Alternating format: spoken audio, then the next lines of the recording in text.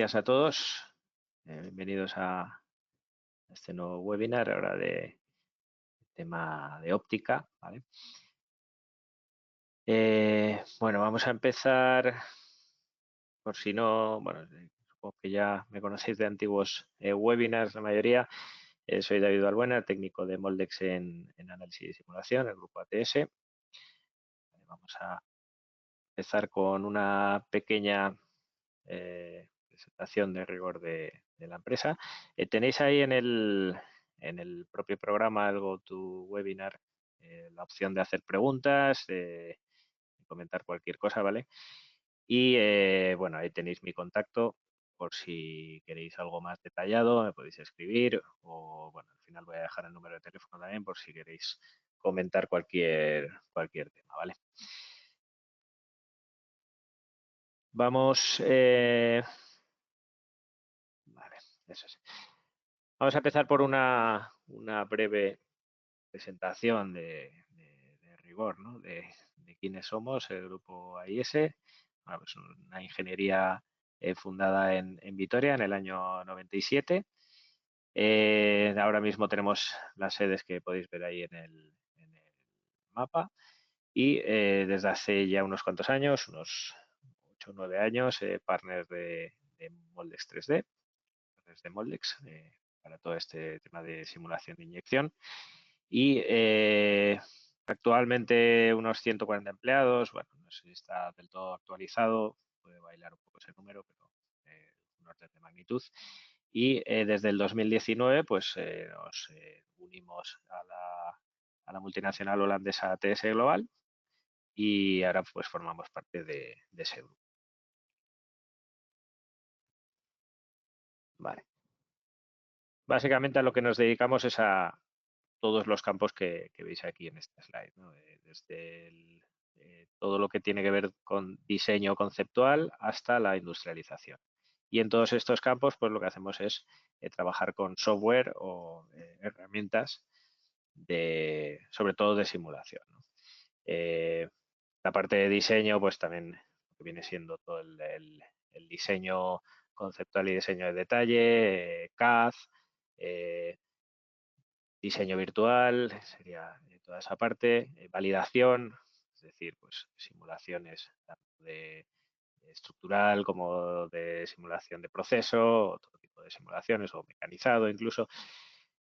Instrumentación, tenemos un equipo específico de instrumentación que se dedica pues a la adquisición de datos, procesamiento de señales en todo tipo de sectores y la parte también de planta, ¿no? De industrialización en planta, que es lo que llama aquí el Industrialization Commissioning. Vale, si en algún momento tenéis algún tipo de inquietud en cualquiera de estos campos, nos pegáis un toque y comentamos. El departamento al que pertenezco yo y de lo que vamos a hablar es mundo de simulación, ¿no? Dentro de la simulación, pues tenemos muchos campos, centrándonos en simulación estructural y simulación fluidodinámica, pero en este caso nos vamos a centrar en un proceso de fabricación concreto, inyección de plástico, en el que somos partners de Moldex y es el software con el que trabajamos. ¿Vale? En la parte de Moldex, nosotros, muchos ya nos conocéis, pero bueno, por comentaros, nosotros lo que hacemos es implantar la herramienta, somos partners de Moldex, que es la multinacional taiwanesa. Es un software de simulación e inyección, ahora vamos a ver qué aplicaciones tiene para la parte de óptica. Nosotros lo que hacemos es implantar la herramienta con los servicios asociados, es decir, formación y soporte técnico, pero también somos usuarios, ¿vale? Tenemos un equipo de técnicos, usuarios en el que para una ayuda concreta os podemos echar una mano y en cualquier caso, pues eso, abiertos a que nos contactéis sin ningún compromiso cuando queráis, cuando tengáis cualquier duda y evaluamos el caso en cuestión. Vale, lo que vamos a ver aquí va a seguir un poco este orden, ¿no? Primero una pequeña introducción de todo el tema de óptica, de simulación para el mundo de óptica.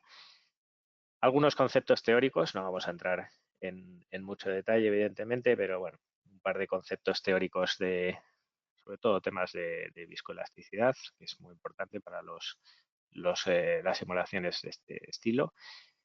Algo ya más centrado en cómo Moldex se aplica para las piezas de piezas ópticas. Y luego, sobre todo, lo que más vamos a ver son casos prácticos, creo que son 6 o 7 casos prácticos, donde se ha utilizado este tipo de herramientas de simulación, ¿no? Moldes 3D en este caso, para mejorar, optimizar procesos y piezas, diseños de piezas ópticas. ¿Vale? Algunos de los casos son más puramente ópticos, ¿no? Pues, mejorando la birrefringencia o los patrones de interferencia en una pieza. Otros son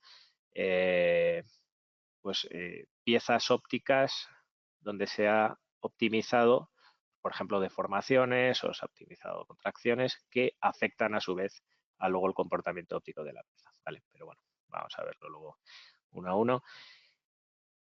Y empezamos por esa pequeña introducción del ámbito de aplicación de las lentes de plástico, ¿no?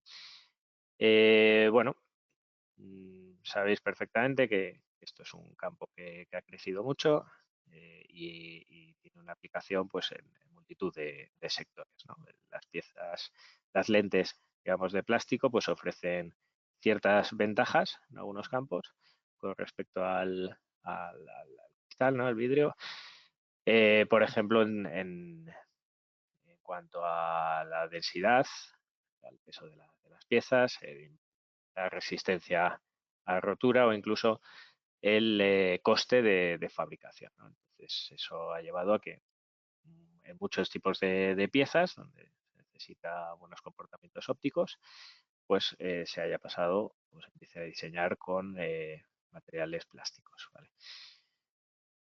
Esto presenta pues muchos desafíos, fundamentalmente desafíos en cuanto a la dimensión de las piezas y la calidad del proceso.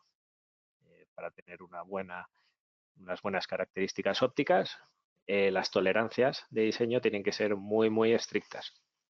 Y eso conlleva pues, que el proceso de fabricación esté muy optimizado y las desviaciones sean mínimas.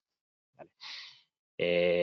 Tenemos ciertos resultados que iremos viendo un poco que la simulación nos va a ayudar a optimizar para asegurar pues, que la pieza que obtenemos pues, no dé malas prestaciones en todo lo que tiene que ver con la óptica. Vale. Un fenómeno muy importante en toda pieza óptica es el tema de la birrefringencia. La birrefringencia al final es este efecto óptico donde una imagen se refracta, se divide en dos imágenes dentro de la pieza, ¿no? Y lo que veríamos aquí, pues, este ejemplo, por ejemplo, de abajo del lápiz, ¿no? Pues vemos la imagen real del lápiz y otra duplicada. Y este, pues, es un efecto que se suele producir en algunas piezas y muchas veces está causado por estreses dentro de la pieza, por tensiones. ¿Vale? Entonces, esto es algo que tenemos que optimizar o tenemos que evitar en muchos casos y vamos a ver pues algunos casos en los que esto se ha resuelto con éxito y un poco como lo veríamos dentro de la simulación. Vale, el proceso de análisis óptico en moldes 3D. Bueno, no sé cómo de familiarizados estáis en la parte del mundo de la simulación, de un proceso de inyección. Os comento que básicamente el proceso de simulación seguiría estos pasos, que son realmente análogos a lo que es un proceso real. Primero tenemos una simulación del llenado de la pieza, donde el propio plástico llena toda la cavidad. Después tenemos la simulación de la compactación, donde pues se sigue se sigue metiendo, digamos, plástico en la cavidad con presión para que se produzca una buena compactación, una buena presión en toda la cavidad, de manera que podamos tener una pieza que contraiga lo mínimo posible, ¿no? Y finalmente hay una simulación de el warpage, las deformadas. La pieza se va a sacar del molde, contrae y dependiendo de cuánto contraiga, pues la pieza va a deformarse de una forma, de otra y con unos valores u otros. Bueno, adicionalmente a este proceso, que es común a cualquier tipo de pieza plástica, para el mundo de la óptica tenemos unos análisis adicionales, ¿no? Como índice de refracción, refringencia o los patrones de interferencia, el fringe pattern que veis aquí. Son estos tipos de imágenes con los que si estáis en el mundo de la óptica, pues seguro que estáis más familiarizados que yo. Vale, algunos conceptos, digamos, teóricos del flujo de un plástico y de cómo esto afecta luego al comportamiento de la pieza y a los resultados, ¿vale? Que creo que es interesante pues entender o por lo menos tener una visión de cómo funciona, ¿no? El tema de la viscosidad y de la viscoelasticidad. Vale. Aquí tenemos un esquema, una visión esquemática. Imagino que estáis viendo el puntero, pero por si acaso, bueno, por si acaso pongo este foco y así se verá mejor. Aquí tenemos una visión esquemática de una sección de la cavidad. Imaginemos que es una zona plana donde hacemos una sección y tenemos la pared de la cavidad, ¿no? El metal. Y luego, pues esto azul es el plástico que va fluyendo de izquierda a derecha. Vale, el comportamiento del plástico fluyendo por una sección vacía tendría un poco este comportamiento, ¿no? Esto blanco, evidentemente, no hay material. Por aquí va fluyendo el material. Y como podéis ver, hay una zona aquí azul oscura que es una zona que ya se congela. La cavidad, la pared está fría, el plástico al estar en contacto con esa pared se va congelando y se va creando una capa de plástico frío, ¿no? Según vamos alejándonos o adentrándonos al centro, digamos, de la pared, de la sección, el plástico está ya más caliente y más fluido, pero hay unas capas de material, una sección, sería este azul más claro, que al estar en contacto con un fluido que fluye perfectamente, libremente, y con otro que está totalmente parado, pues se ve sometido a mucha fricción. Digamos que las moléculas del plástico, sería pues esta especie de fideos, ¿no?, que veis por aquí, las moléculas del plástico se ven muy estiradas, porque por un lado están tocando con unas que están ya paradas y por otro lado con otras que fluyen libremente.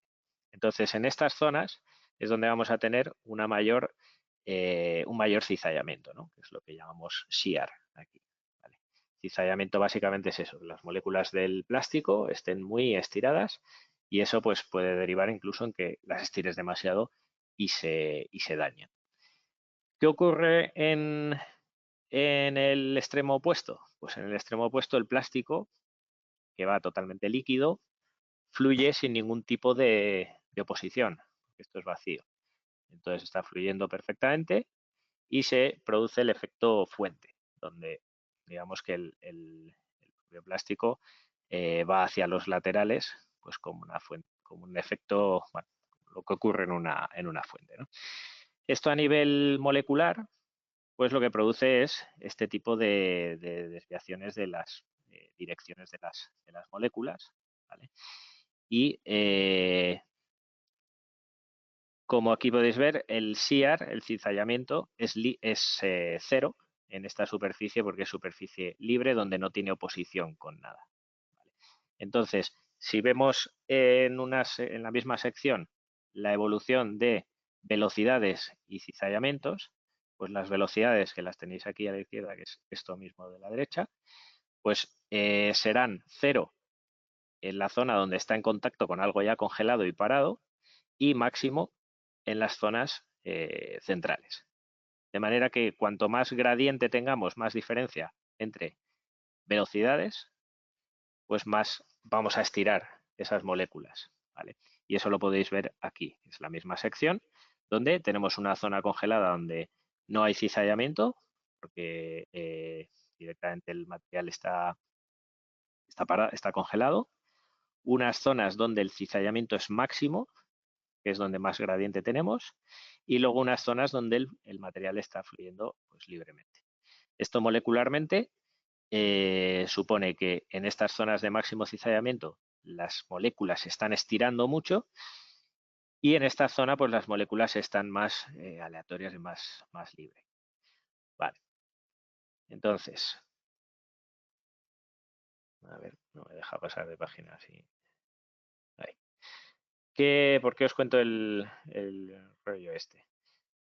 Básicamente para entender un poco cómo está fluyendo el plástico, porque eso va a influir en luego el efecto que tiene en cuanto a tensiones y en cuanto a pues todo lo asociado de cizallamientos, posibles defectos, degradaciones y demás. Vale, cuando hablamos de material viscoelástico, ¿vale? Lo que estamos hablando es de una determinada cualidad del material, una combinación de cualidades. Ahora vamos a verlo. ¿Qué es un material viscoso? ¿Qué es un material elástico? Y por qué el plástico es viscoelástico. Para un cálculo óptico es importante tener en cuenta la viscoelasticidad. Para ciertos otros cálculos de inyección convencionales no es tan necesario, ¿vale? Pero aquí sí. ¿Por qué? Vale. El material viscoso, a nivel teórico, es el material en el que yo le aplico imaginemos que tenemos una porción del material, un trocito de nuestro material, y el comportamiento viscoso sería tal que si le aplicamos una fuerza, este material se desplaza, o sea, se deforma. Le seguimos aplicando la fuerza, se deforma, y una vez quitamos la fuerza, ese material se queda como está. Esto sería el comportamiento de los líquidos, ¿no? Muchos líquidos, por ejemplo, del agua, ¿no? Es un comportamiento viscoso en el cual el material se deforma cuando le aplico una fuerza. En cuanto dejo de aplicarle esa fuerza, el material no quiere volver hacia atrás ni opone ningún tipo de resistencia, simplemente se queda como está. Entonces, decimos que el comportamiento viscoso es típico de los líquidos, ¿vale? Pero en cambio, existe el material elástico. Esto es más típico de sólidos tipo gomas, ¿no? Vamos a imaginar una goma donde esa misma porción de material le aplicamos una fuerza, se deforma, le seguimos aplicando una fuerza, se deforma y le quitamos la fuerza y tiende a volver a su posición inicial. ¿Vale? Esto es así porque las moléculas en ese comportamiento elástico tienden a volver a su posición inicial. Tienen una energía elástica que tiende a devolverlas al estado inicial. Esto sucede sobre todo pues, en sólidos y es un comportamiento pues, similar a las gomas, ¿no? ¿Qué es lo que pasa con el plástico? Que tiene una media de las dos, es una mezcla de los dos comportamientos. Por eso llamamos material viscoelástico. Le aplicamos una fuerza, se desplaza, le seguimos aplicando, se desplaza más y en cuanto quitamos la fuerza, un poquito tiende a volver por el comportamiento elástico de las moléculas. Entonces, esto se puede tener en cuenta en simulación y esto afecta al resultado de cualquier tipo de simulación. Volviendo al dibujo de antes, lo que tenemos es que imaginad que las cadenas moleculares son pues, una especie de fideos, ¿no? De una longitud determinada. ¿Vale? En una posición en un estado de equilibrio, sin ningún tipo de tensión, presión y temperatura ambiente, todo totalmente estable. Estos tienen una longitud de 1. Le aplicamos una tensión influencia o térmica, es decir, pues como estas moléculas que están estiradas, ¿no? Como hemos dicho, las moléculas se estiran durante el proceso, entonces al estirarse están sometidas a unas fuerzas de tracción y estas moléculas, pues imaginad que pasan a medir 1,05, ¿no? Se han estirado 0,05 unidades y el material está, pues eso, está como estirado, las moléculas del plástico. Esto es lo que ocurre en el propio moldeo, en la propia inyección, sobre todo con altas presiones y altas temperaturas. El material está forzado, ¿no? Es lo que ocurre sobre todo en zonas de alto SIAR. Una vez el material vuelve a estar sin estar sometido a nada, ¿no? Imaginad que estas moléculas se han estirado, pero sigue avanzando y esto se va congelando poco a poco. La molécula que ha quedado estirada va a tender a recuperar un poco de ese estiramiento, ¿no? Por el comportamiento elástico del material. Entonces, recuperará, pues, por ejemplo, 0,03 y se quedará un poco estirada con respecto a la inicial, pero ha recuperado una parte. ¿Vale? Esa recuperación es lo que supone es que está creando, o el efecto de esa recuperación es crear unas tensiones residuales y unas deformaciones residuales en el material.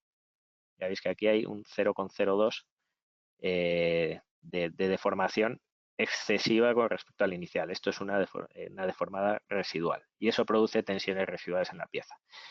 En un cálculo puramente viscoso, esto no se tendría en cuenta, porque nosotros haríamos el cálculo, consideraríamos que las moléculas se estiran lo que se tenga que estirar y calcularíamos, se congelaría y no pasaría nada. Si tenemos en cuenta el estado elástico, es lo que consideramos un cálculo viscoelástico, que es este último paso. Entonces consideraríamos que esto llena, pero luego esto contrae y produce unas deformadas. Entonces cuando unas tensiones residuales. Por eso cuando oigáis hablar de un solver viscoelástico o un solver solo viscoso, se refiere un poco a este tipo de cosas. Un par de detalles más para entender bien esto de la viscosidad, que está relacionado con lo anterior. Si el tiempo de deformación, de un material es muy corto, es casi un impacto, el material viscoelástico tiende a comportarse más parecido a un sólido. ¿Vale? Por ejemplo, si tenemos aquí una pelota de goma y de un material viscoelástico y lo dejamos caer, pues tiende a comportarse más como un material elástico, ¿no? En cambio, si el tiempo de deformación es largo, muy largo, por ejemplo, dejamos esa misma partícula y la vamos dejando fluir en un recipiente, pues tiende a comportarse más parecido a un líquido. ¿Vale? Por eso, veis aquí esto de que cuando el polímero está a altas temperaturas, su comportamiento es más parecido a un comportamiento viscoso, es decir, el de un líquido. Cuando la temperatura del polímero es más baja, en el caso extremo ya cuando está congelado, ¿no? Su comportamiento es más parecido al de un comportamiento puramente elástico. Pero en la realidad lo que tenemos es un comportamiento viscoelástico, que es una mezcla de los dos. Vale.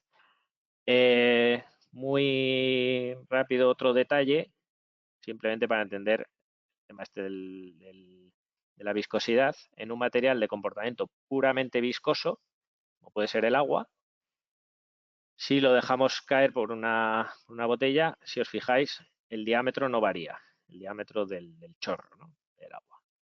En cambio, en un material viscoelástico o un material sí, con viscosidad, el diámetro varía. ¿Vale? Este es el efecto Varus. Lo podéis ver pues, con la miel, por ejemplo, ¿no? Tiene este tipo de comportamiento. Vale, pues esto es debido a ese comportamiento viscoelástico, a esa parte elástica que ocurre en en el material. Vale, entonces, esto, ¿por qué os cuento esto? Básicamente porque la fórmula que utiliza el software de simulación, en este caso Moldex, la fórmula genérica que se usa para calcular es esta del fluido newtoniano, ¿no? GNF, que llama aquí, Generalized Newtonian Fluid, que es básicamente el comportamiento puramente viscoso, es decir, no se tiene en cuenta comportamiento elástico. Pero si usamos una formulación viscoelástica, lo que estamos es considerando el comportamiento viscoso y el comportamiento elástico. ¿Vale? Digamos que tenemos como una aquí memory of stress, ¿no? Tiene como una memoria del estrés, de esa recuperación elástica, incluso cuando el flujo ha parado. ¿Vale? Entonces, lo que se añade aquí, ¿vale? Es a la ecuación fundamental, lo que se añade es un componente elástico. ¿Vale? Al principio solo teníamos viscosidad, el efecto de la viscosidad, ahora ya tenemos el efecto de un componente adicional, que es el elástico. Esto simplificándolo sería como que estamos considerando que el plástico tiene un disipador, un amortiguador, ya este de la izquierda, y aparte un muelle para considerar su efecto elástico. ¿Vale? Esto es la modelización básica de cualquier sistema mecánico, pero nos sirve para entender cuál es la metodología detrás de un solver o de una formulación viscoelástica. Entonces, esto es lo que utiliza Moldex para hacer cálculos viscoelásticos que son necesarios para tener un buen cálculo óptimo. Aparte de usar el módulo viscoelástico, lo que utiliza es, normalmente se utiliza, es el que llama aquí multimodo. ¿Vale? ¿Qué significa esto? Pues que básicamente en vez de tener un comportamiento viscoelástico para todo el plástico, lo que tienes es una caracterización de distintos comportamientos para el material dependiendo de pues, la longitud de las moléculas o la tensión a la que estén sometidas. Digamos que dentro de un mismo plástico va a haber zonas donde las moléculas son más grandes y están orientadas de una determinada forma, que tendrán una propia formulación viscoelástica y otras pues que tendrán otras. Esto nos permite pues poder representar de una manera mucho más realista el comportamiento del material.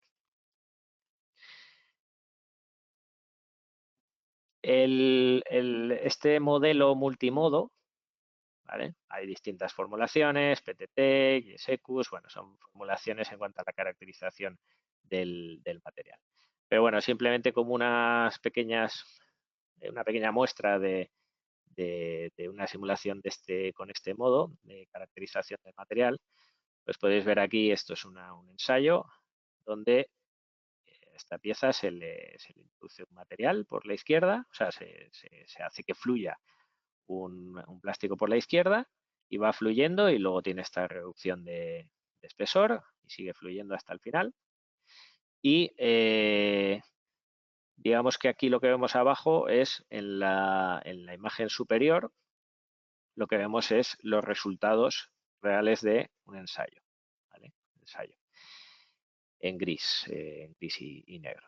¿Vale? Donde cada una de estas franjas, estos son los patrones de interferencia, básicamente lo que corresponden es a zonas de gradiente, de máximo gradiente, zonas donde tenemos más salto de tensión interna, ¿vale? De tensiones residuales.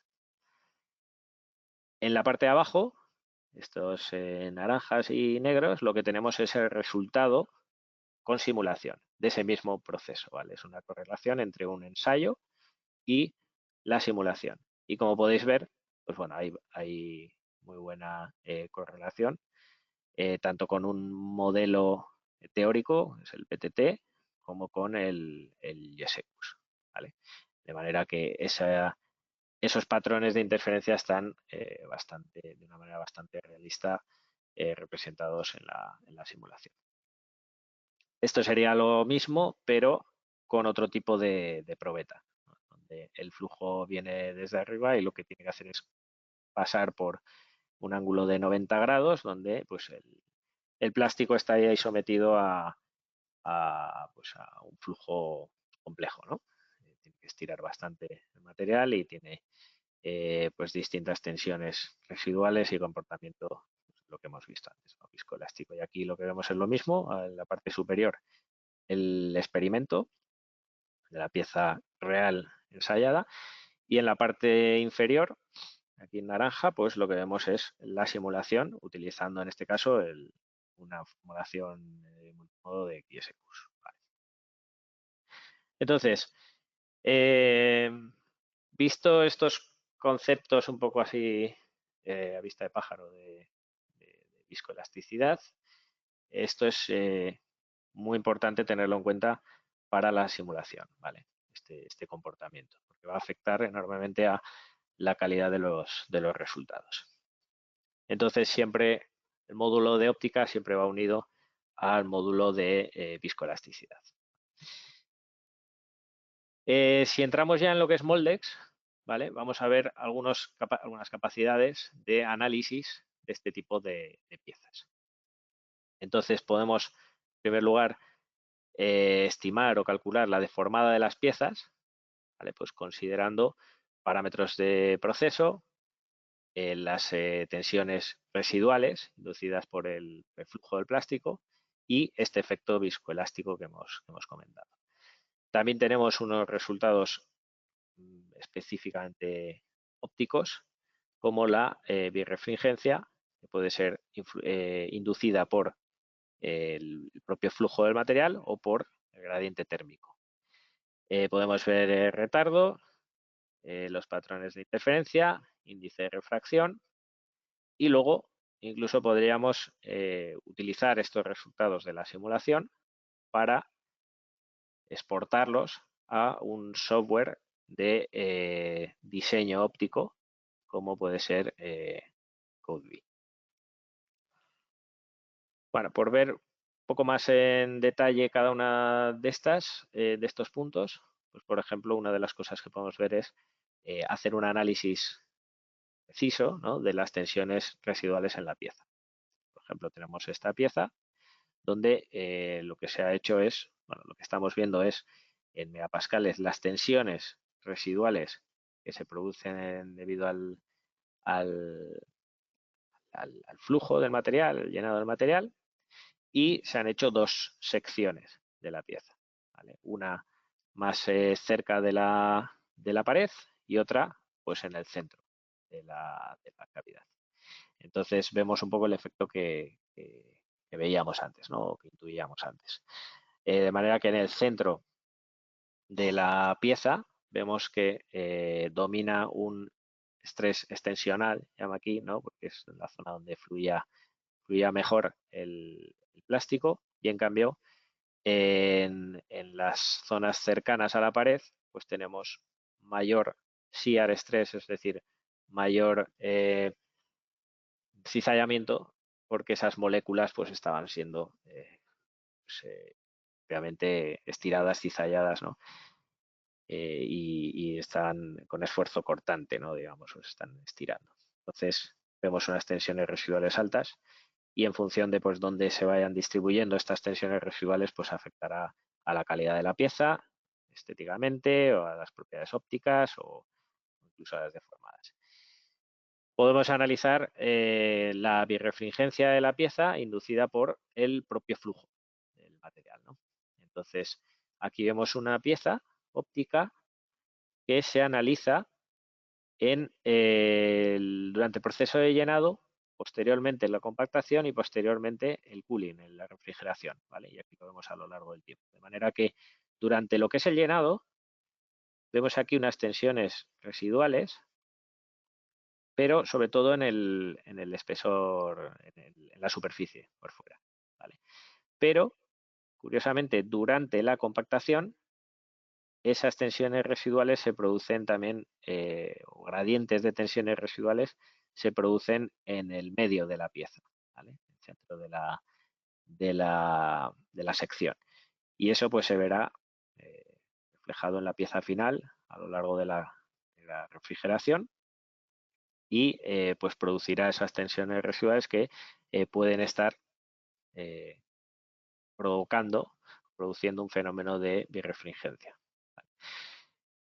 También importantísimo las deformadas, ¿no? Importantísimo, decíamos que las piezas ópticas, uno de los principales desafíos es obtener unas tolerancias muy, muy estrictas y por lo tanto es importantísimo que las deformadas sean lo menor posible.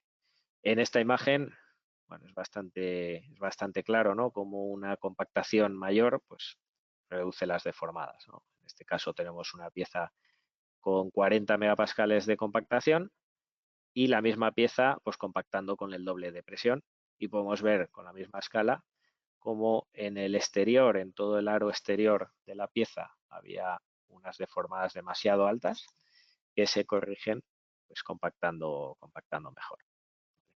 Esto es un poco lógico, ¿no? Que sea así, pero es un caso donde podemos ver, pues eso, cómo podemos tomar estas decisiones con simulación. Propiedades ópticas, podemos ver, por ejemplo, los patrones de interferencia, ¿vale? Este tipo de imágenes que vemos aquí abajo. Los patrones de interferencia, el fringe pattern, pueden estar inducidos o causados por dos tipos de efectos, ¿no?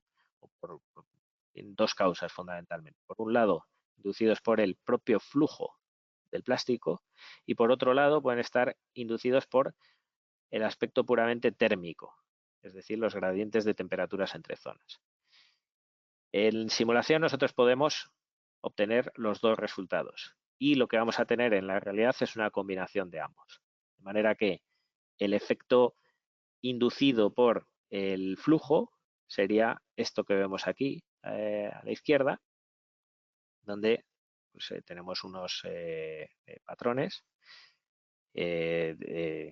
que correlan bastante bien con lo que luego se ve en la realidad.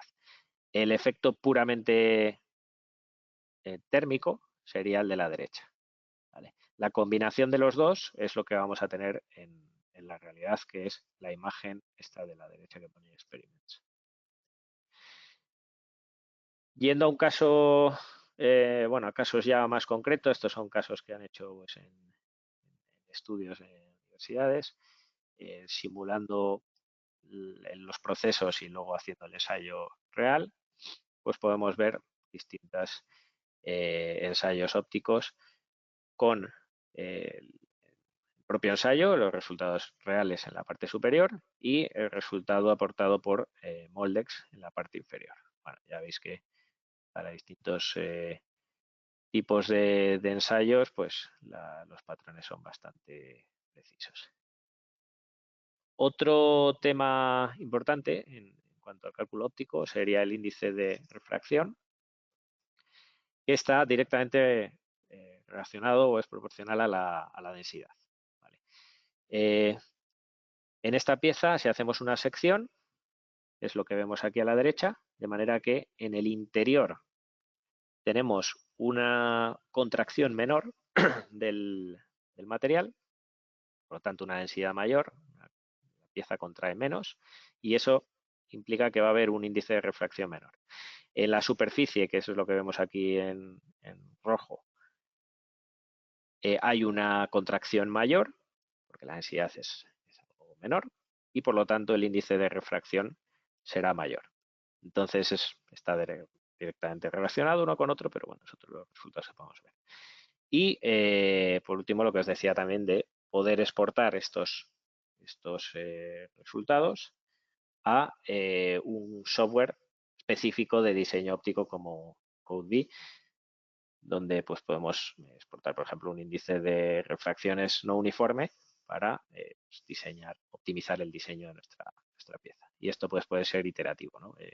Si modificamos el diseño de la pieza, luego podemos volver a Moldex a modificar los parámetros de inyección. Vamos a ver los casos prácticos, ¿vale? Hay unos cuantos, os digo 6 o 7. Vamos a verlos muy rápidamente para que veáis un poco todo esto en piezas reales. Bueno, primero tenemos esta lente proyector. Aquí tenéis un poco las características del diseño de la pieza. Y en este caso la simulación sobre todo se utilizó para analizar el llenado. ¿Vale? Vemos aquí que el llenado se producía una línea de soldadura aquí, una línea de unión, porque el flujo pues tendía a llenar mejor por los exteriores, por el exterior, y aquí en el interior pues se producía esa línea. ¿Vale? O sea, aquí lo que vemos es la correlación entre lo que nos indicaba la simulación, que es esa línea de soldadura, y la pieza real, que si os fijáis aquí pues se puede ver una línea claramente. Entonces, bueno, es un primer paso de predecir que se va a producir este efecto y a partir de ahí pues tomar decisiones. Creo que aquí luego variaciones en el diseño para intentar que en esta zona pues el flujo avanzara de una manera más rápida, ¿no? Y ralentizar de alguna forma el de los exteriores. Vale. Sin entrar en mucho más detalle, en este caso lo que vemos es una buena predicción del resultado y no está tanto indicado la solución, pero por lo menos tenemos esa predicción. ¿Vale? Segundo caso, tenemos aquí el cañón de una cámara. Bueno, es un tema, no es un cálculo óptico como tal, pero afecta directamente a un problema óptico. Y lo que tenemos es, como veis aquí a la izquierda, un problema de deformadas, un problema de deformaciones. Si las tolerancias de esta pieza no son muy precisas, pues puede derivar en en un desbalanceo, en unas tolerancias demasiado amplias, unos movimientos de las lentes que haga que pues no esté funcionando como es adecuado. Entonces, hay unas tolerancias de diseño, de unas tolerancias dimensionales muy estrictas que no se están cumpliendo en el proceso. ¿Vale? Entonces, aquí, si vemos las desviaciones son bastante altas. Esto está exagerado, pero bueno, son valores bastante altas para las tolerancias que se requerían.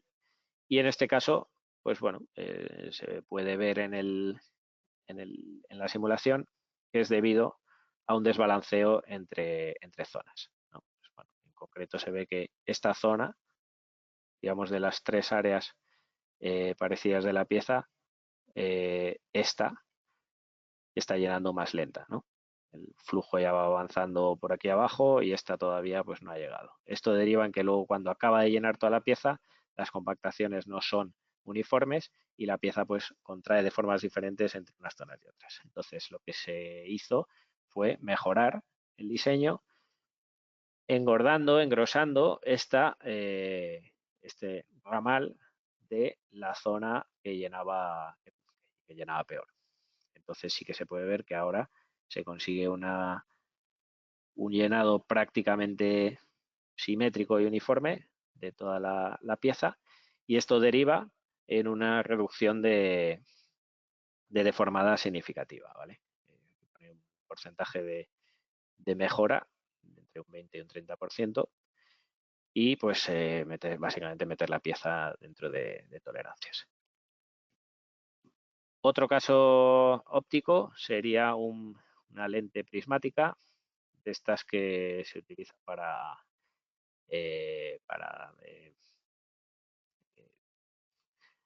¿cómo es la palabra? Para transmitir la luz solar. ¿Vale? Lo que tenemos es un diseño en el que bueno, el sol impactaría contra unos elementos en el tejado, que lo que hace es ir, de alguna manera, llevando esa luz a través de estos prismas a las distintas habitaciones o las distintas salas y para esto, evidentemente, la transmisión tiene que ser muy limpia y para ello los ángulos de la pieza, de todos estos, de todo este diseño, tiene que ser casi perfecta, ¿no? Cualquier desviación que tengamos es luz que vas perdiendo y hace que el resultado, si no, pues sea, no sea satisfactorio. Entonces, también se utilizó simulación con moldes para mejorar esto. La pieza final, esta es la imagen simulada con moldes de, de los patrones de interferencia, ¿no? Y esta pieza de la derecha es el ensayo real con una luz LED de lo que vamos, de cómo sale la pieza real. Y vemos que la correlación es pues bastante buena, ¿no? Aparte de los patrones de interferencia, evidentemente podemos ver los resultados del proceso de inyección. Y en este caso lo que se hizo es fabricar esta pieza con un proceso que llaman IMMC, que es In-Mold Microcompression, que básicamente es una especie de híbrido entre la inyección y la compresión. ¿Vale? Digamos que dentro del molde se hace una compresión adicional para mejorar las propiedades de la pieza. De hecho, aquí podemos ver en la izquierda esta pieza diseñada como inyección pura. Es decir, inyectamos por un lado, llenamos la cavidad y compactamos igual que inyección convencional. De manera que en las zonas más gruesas tenemos unas contracciones bastante altas, ¿no? Este resultado, lo que veis aquí, todas estas zonas rojas son contracciones del material. Pues las contracciones son bastante altas en esta zona. En cambio, con la misma escala, siguiendo este proceso de in-mold microcompresión, es decir, una inyección inicial pero luego una compresión dentro del molde, pues se produce una contracción mucho más uniforme y de valor absoluto mucho menor. Eso deriva, por supuesto, en unas propiedades ópticas mejores y una mayor calidad, en definitiva, de la pieza. Otro caso sería estas lentes progresivas, ¿vale? Lo que aquí llama PAL, es, Progressive Addition Lenses, ¿vale? Lentes progresivas que, pues bueno, tienen distinto aumento, distinto enfoque en función de la zona, ¿no? Hacia donde mires. Entonces aquí, una vez más, las dimensiones tienen que ser muy estrictas, las tolerancias muy pequeñas para asegurar que el comportamiento óptico es muy bueno, ¿no?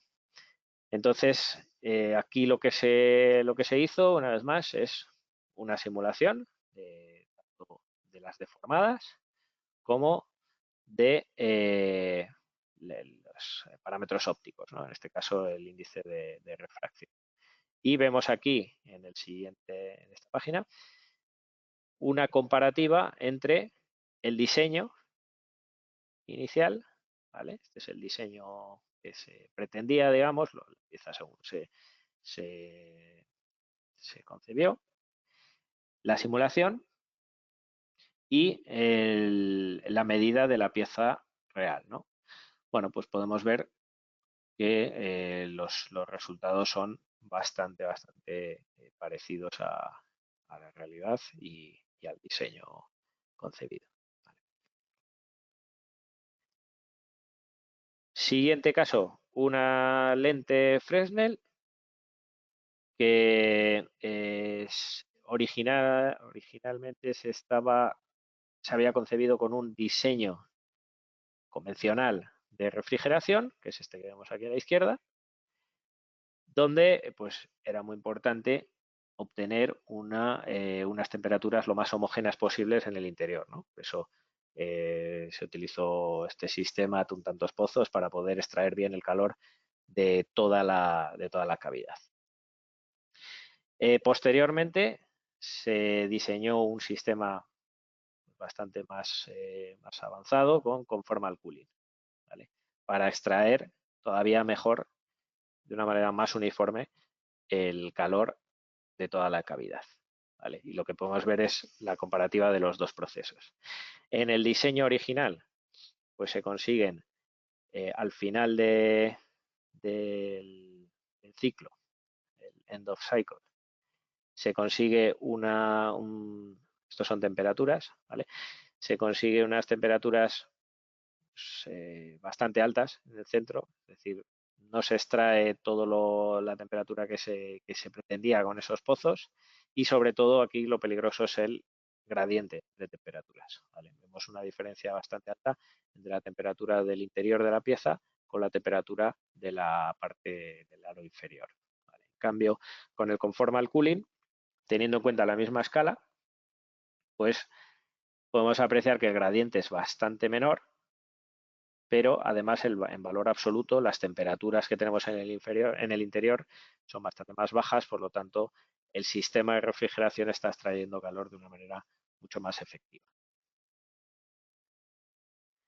Si vamos a las tensiones residuales, pues tenemos que en el diseño original pues había ciertas zonas con unas tensiones residuales, bueno, moderadamente altas, ¿no? En cambio con conformal cooling, pues esto se mejora bastante. Aquí las tensiones residuales son, bueno, lo que hemos visto al inicio, ¿no? Claro, cuando los gradientes de temperatura son grandes, lo que está sucediendo es que hay unas zonas que tiran más, que contraen más el plástico y tiran más de las moléculas que otras y por lo tanto la tensión que queda ahí en esas moléculas es mayor. Que si todo es uniforme, todo tira a la vez, todo contrae de la misma forma y las tensiones pues, son menores. Y esto es un pequeño resumen de cómo se utilizó la simulación pues, para optimizar el diseño de la refrigeración. Se resuelve el problema de la acumulación de calor, se resuelve el problema de la variación o el gradiente térmico. El tiempo de refrigeración encima baja de 15 a 13 segundos, con lo que ganamos tiempo de ciclo. Y pues al tener menos tensiones residuales, pues tenemos más calidad óptica. El sexto, y ya queda poco, es este y otro, y ya acabamos. Es un caso de compresión. ¿Vale? Hasta ahora hemos hablado de inyección, donde partimos de un punto de entrada, el plástico fluye y llena toda la cavidad, pero hay algunos casos en los que un proceso de compresión pues puede darnos mejores características. ¿Vale? Pues el proceso de compresión también se puede analizar con Moldex. ¿Vale? Es menos habitual, pero es un proceso que puede simularse. Entonces, la compresión básicamente implica ponerle el material en el molde y cerrarlo, creando la forma del producto. ¿Vale? Una compresión básica. La compresión pues nos permite pues, conseguir algunos beneficios, como pone aquí. Pues el coste de los utillajes es menor, el tiempo de ciclo es menor, tiene algunas ventajas en compuestos caros y para producciones largas pues es mejor. Pero bueno, también tiene algunas desventajas, ¿no? Entonces siempre es un tema de evaluar para cada caso cómo queremos. Algunas desventajas, pues más coste del propio proceso, no tanto el utillaje, pero sí el propio proceso. La consistencia del producto pues, es pobre, es decir, la repetibilidad, la rebaba que nos puede aparecer debido al proceso. Hay algunas piezas que no son fabricables con este tipo de proceso. Bueno, eso, por supuesto, sería evaluarlo. En este caso, pues es una lente que se ha diseñado tanto a compresión como a inyección y lo que vemos es la comparativa. En un caso tendríamos que el plástico entra por aquí en inyección, esta imagen de la izquierda, y llena toda la cavidad, y en cambio en la derecha partimos de un 8 grande, ¿no? Y de la parte superior del molde se cierra y conforma la pieza. Bueno, lo que vemos es que en cuanto a tensiones residuales, que es lo que estábamos viendo aquí, inducidas por el flujo, evidentemente son muy bajas en la compresión, porque no hay demasiado flujo del material. Tenemos el material en el centro y simplemente lo estamos aplastando a todas las zonas. En cambio, en la zona de inyección, pues vemos cómo donde se produce esa diferencia de espesores, pues el material se ve bastante estirado y por lo tanto hay tensiones residuales que pueden derivar en problemas ópticos. En cuanto a retardo, pues más o menos lo mismo, ¿no? En esta zona donde tenemos esa diferencia de espesores, esos gradientes, pues se produce retardo y en la pieza fabricada por compresión, pues es bastante uniforme todo. Lo mismo los patrones de interferencia, muy buenos con compresión, no tan buenos con inyección, ¿vale? Convencional. Y ya por último, este es rapidísimo, no es tanto un proceso óptico, pero simplemente que veáis, vale, hay animaciones. Creo que aquí había una animación que no hemos visto antes, que es el del proceso de compresión, como partiríamos de un tocho y se va aplastando según baja la parte superior. Y por último, sería estas, bueno, estas gafas de sol hechas de silicona líquida, ¿vale? Donde podemos ver el llenado. En este caso es un punto de inyección, por lo tanto no hay líneas de soldadura y no hay demasiados problemas en ese sentido, pero simplemente quiero que veáis que se puede analizar el patrón de llenado, pero también a veces puede ser interesante analizar el patrón por partículas. Es decir, cada partícula del plástico, cómo va avanzando, porque esto nos permite analizar, si tuviéramos, por ejemplo, más de un punto de inyección, analizar cómo se producen esas líneas de unión, incluso si esas líneas de unión a lo largo del proceso podrían incluso desplazarse un poco, ¿no? Entonces, podemos ver también estas partículas superpuestas con la propia presión, ¿vale? Y esto nos da una visión muy completa del comportamiento del proceso. Y por último, pues al tratarse de una silicona líquida, pues hay un proceso también de curado posterior del material y lo que podemos hacer es en cualquier zona de la pieza que está hecho con secciones, ¿no? Pues podemos ver el comportamiento o el avance del curado del material, ¿vale? Para ver pues qué zonas tienen un curado mayor o sobre todo los tiempos que tardan en alcanzar un buen porcentaje de curado o de conversión. Y es lo que veríamos aquí, ¿no? Porcentajes de conversión a lo largo del tiempo. Esto es lo que quería enseñaros. Hemos estado justo una hora, así que no hay mucho tiempo para preguntas, pero bueno, ahí tenéis mi contacto y el de mi compañero Juan, que es el responsable comercial de la herramienta. Si tenéis cualquier duda o queréis mirar algo más de esto, revisarlo en detalle o comentar cualquier cosa, no dudéis en contactar con nosotros, dais un toque o escribís a esta dirección. Hacemos una reunión personalizada, comentamos lo que haga falta, ¿vale? Bueno, pues ya lo siento, me he pasado un par de minutos. Muchas gracias por vuestro tiempo.